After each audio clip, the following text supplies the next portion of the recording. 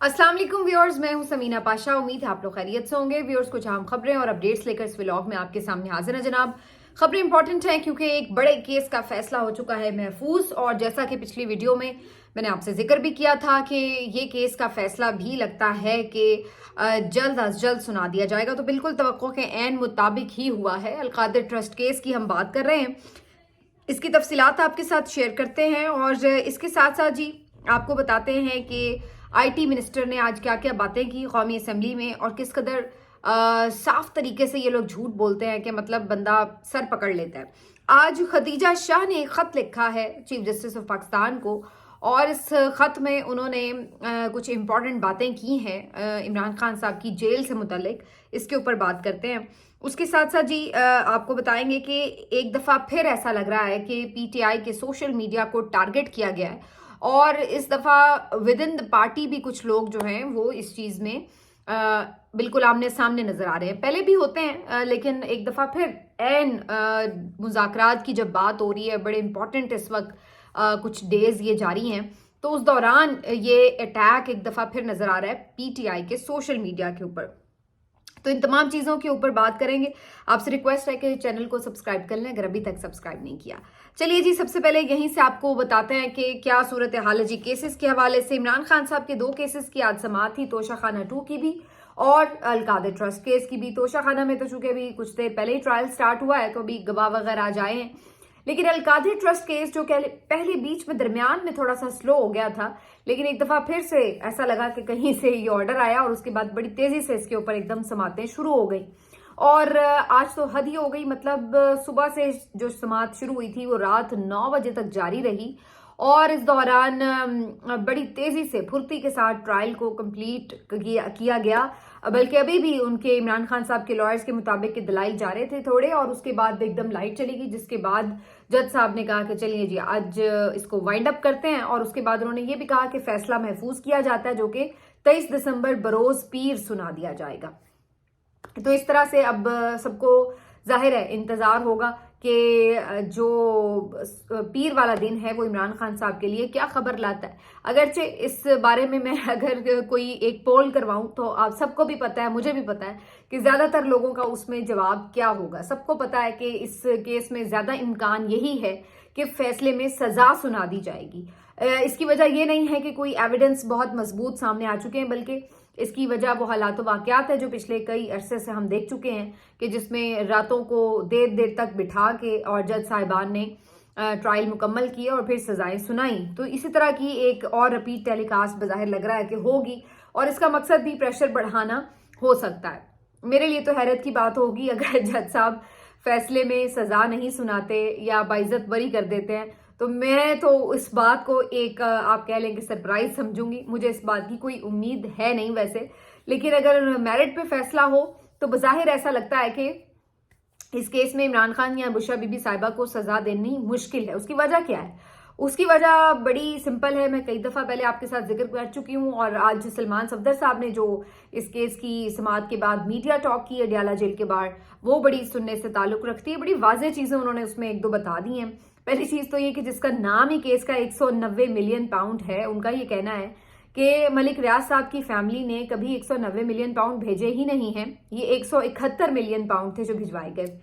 और शुरू में तो इसको सब अलकादिर ट्रस्ट केस कहते थे, फिर बाद में जरा उसका तासुर ये देना था कि इमरान खान ने पता नहीं कोई 190 मिलियन पाउंड की करप्शन कर ली है, तो उस तासुर को मजबूत करने के लिए इसका नाम बदल के 190 मिलियन पाउंड केस रख दिया गया। बहरहाल 190 हो या खाली 90 हो या 1 रुपया हो, बात तो तब थी कि जब ये पैसे इमरान खान या बुशरा बीबी साहिबा के अकाउंट में आते, तो ऐसा कहीं पे कुछ साबित हुआ नहीं। अच्छा चलिए, फिर हम ये कह सकते हैं कि उन्होंने अपने अकाउंट में पैसे नहीं भिजवाए, लेकिन सुप्रीम कोर्ट के अकाउंट में पैसे आए, लेकिन इस दौरान हुकूमत को कोई नुकसान हुआ, कौमी खजाने को, तो ऐसा भी कुछ नहीं हुआ, क्योंकि सुप्रीम कोर्ट के अकाउंट में जो पैसे आए उससे तो बाकायदा सुप्रीम कोर्ट ने इन्वेस्टमेंट भी की और फिर उससे मुनाफा भी हासिल किया। اور بعد میں حکومت پاکستان کی درخواست پر یہ جو رقم تھی یہ وزارت خزانہ میں چلی بھی گئی، یعنی جو جہاں پہ قومی خزانہ ہو وہاں پہ جمع کرا دی گئی۔ تو اس میں کوئی ایسی چیز ہمیں سمجھ نہیں آتی کہ کون سی کرپشن ہوئی ہے جس کے اوپر عمران خان صاحب کو سزا سنائی جانا مقصود ہے، بلکہ اس کے ساتھ ساتھ انٹرسٹنگلی یہ جو ایک ٹرسٹ ہے اس سے نہ کوئی فیس لی جاتی ہے اور نہ ہی اس کے کوئی کسی قسم کی بینیفٹ یعنی فائنینشیل بینیفٹ جو ہے وہ عمران خان صاحب یا بشرا بی بی صاحبہ کو ملنے ہوں، نہ ہوا ہے نہ ہو سکتا ہے، کیونکہ یہ جو ٹرسٹ ہے اس کی جو ملکیت ہے وہ ان کے نام ضرور ہیں لیکن ایسا نہیں ہے کہ وہ اس کے بینیفیشری ہیں، نہ وہ اس کو بیچ سکتے ہیں کبھی بھی اور نہ وہ اس کو کسی بھی طرح اس سے کوئی مالی فائدہ حاصل کر سکتے ہیں۔ تو یہ نہ جانے انہوں نے کیا اس کے اوپر کیس بنایا، میری تو ابھی تک یہ سمجھ میں نہیں آ رہا، لیکن بہرحال بنانے والے بہت کچھ بنا جاتے ہیں تو انہوں نے یہ بھی بنا دیا۔ تو بہرحال ایک جو بات ہے اس میں سلمان صفدر صاحب کا یہ کہنا تھا کہ اس کیس میں اگر سزا ہوتی ہے تو بڑا افسوسناک ہوگا، کیونکہ اس سے تو بیسکلی یہ تاثر ملے گا کہ اگر ملک میں کبھی بھی کوئی سوشل ویلفیئر کا کام بھی کرتا ہے تو اس کو بھی یہ خدشہ ہمیشہ کے لیے رہے گا کہ اس ملک میں کبھی بھی اگر آپ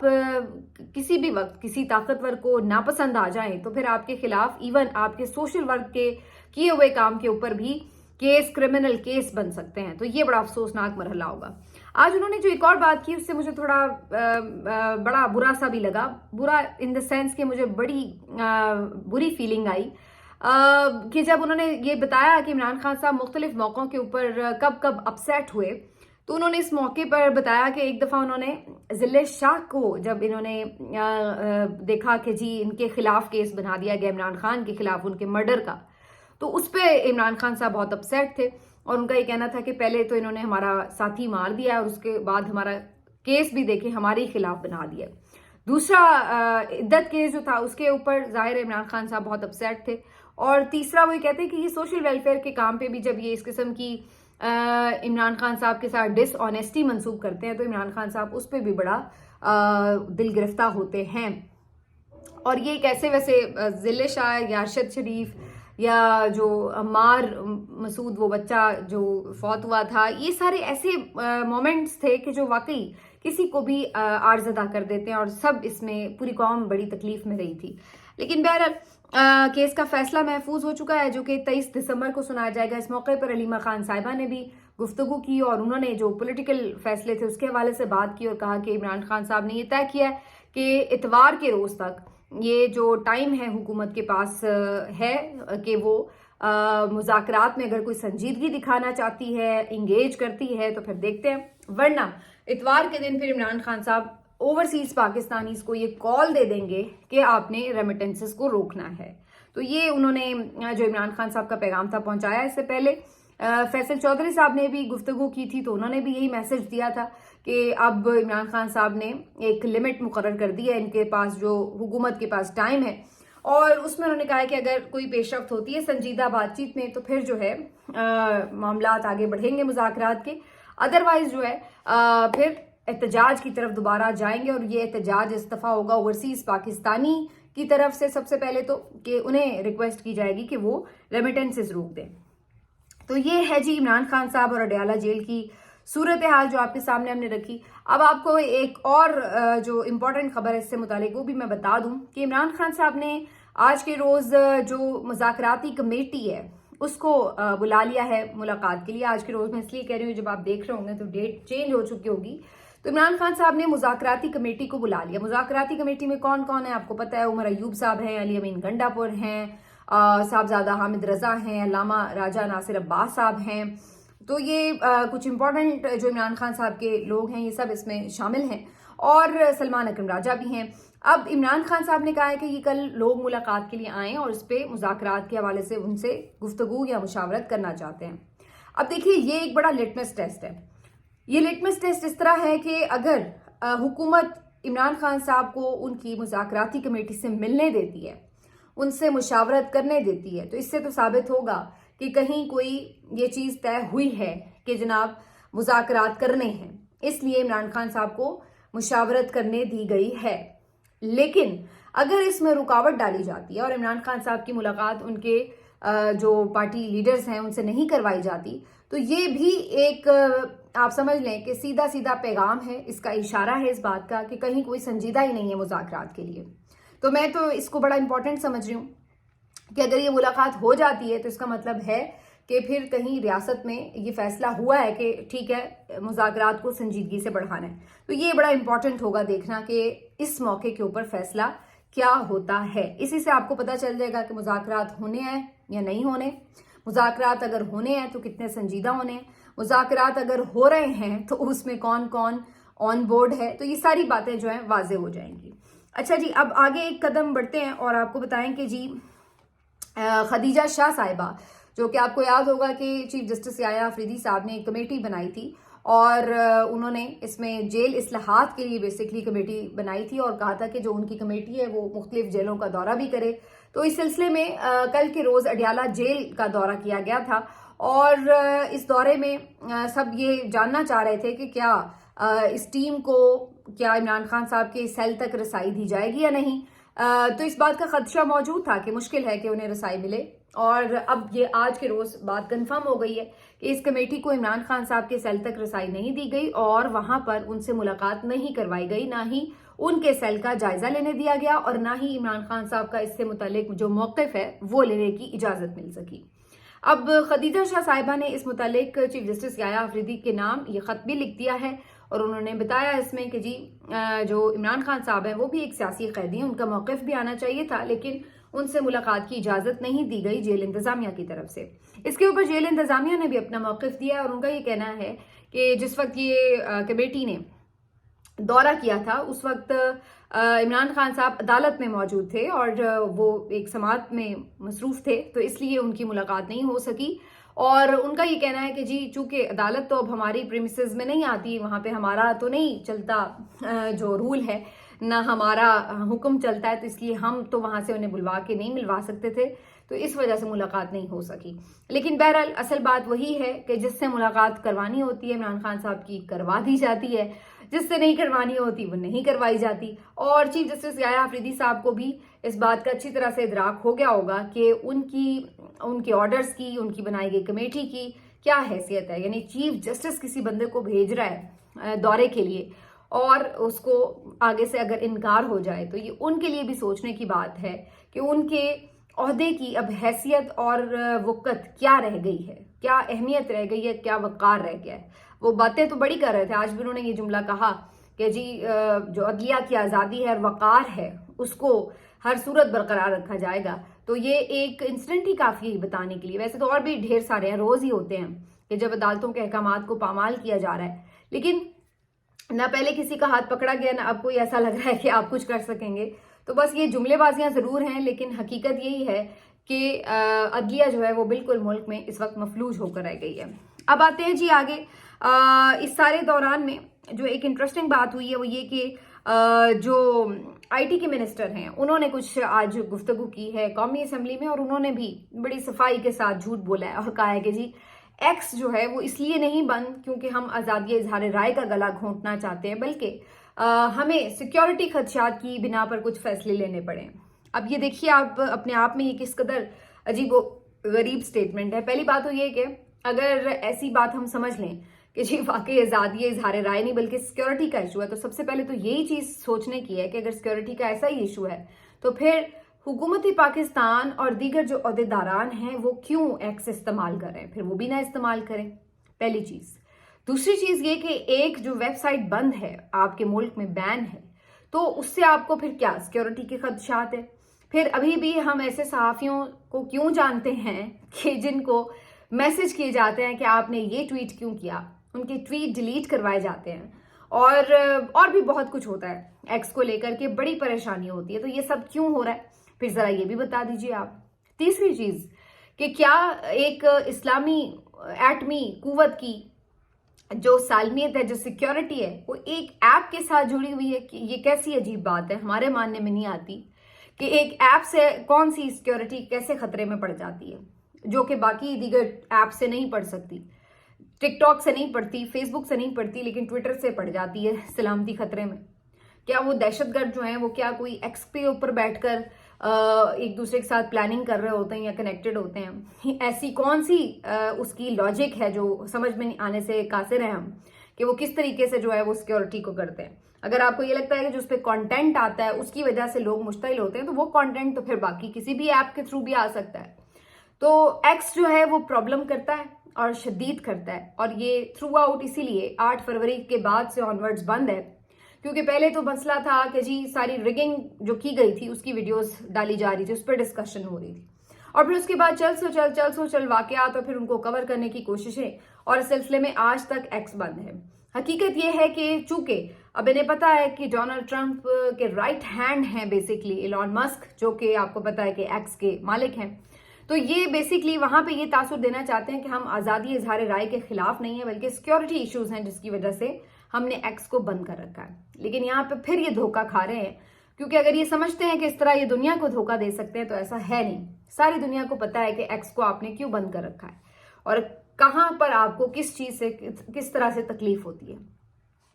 تو بہرحال مزید بھی وہ کافی انٹرسٹنگ باتیں کر رہی تھی. پیپلز پارٹی والے ان کے کافی تنقید کر رہے تھے کہ جناب انٹرنیٹ کی سپیڈ بڑی کم ہے، یہ وہ، اس پہ بھی ان کی عجیب و غریب سی منطقیں تھیں،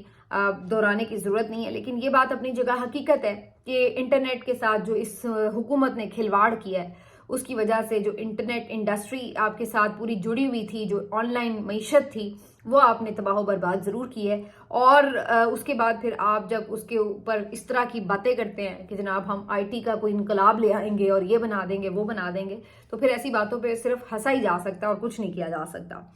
آخر میں جی میں آپ کے ساتھ ایک چیز اور شیئر کر دوں کہ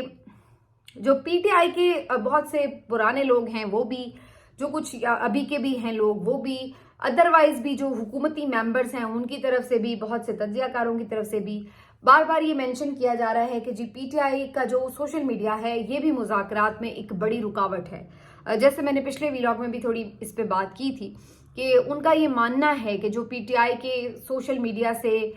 پوسٹس ہوتی ہیں، جو موقف اپنایا جاتا ہے وہ بڑا ہارڈ ہوتا ہے، بڑا سخت ہوتا ہے. اس کی وجہ سے مذاکرات کا ماحول خراب ہوتا ہے، اور پارٹی کے اکثر لیڈرز وقتاً فوقتاً اس موقف کو یا سوشل میڈیا کو تھوڑا سا ڈس آن کرتے ہیں، یا کم از کم اپنے آپ کو اس سے تھوڑا سا فاصلے پر رکھتے ہوئے نظر آ رہے ہوتے ہیں. اور ایک دفعہ پھر ایسا لگ رہا ہے کہ اس اہم موڑ پر جب مذاکرات کی بات ہو رہی ہے، سب ہو رہا ہے، تو وہاں پہ ایک دفعہ پھر جو سوشل میڈیا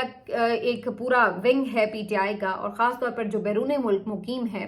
ان کو بہت زیادہ ٹارگٹ کیا جا رہا ہے. آج رؤف حسن صاحب اس بارے میں بات کر رہے تھے، اس سے پہلے بھی بہت سارے لوگوں نے یہ بات کی ہے. جو موجودہ قیادت ہے پی ٹی آئی کی، ان کی طرف سے بہت سارے لوگوں نے سوشل میڈیا کے حوالے سے اپنے تحفظات کا اظہار کیا ہے. تو بظاہر ایسا لگ رہا ہے کہ ایک دفعہ پھر ایک اہم موڑ پر پی ٹی آئی قیادت کو اور P T I social media کو بڑے طریقے کے ساتھ ایک دوسرے کے آمنے سامنے کھڑے کر دیا گیا. جیسے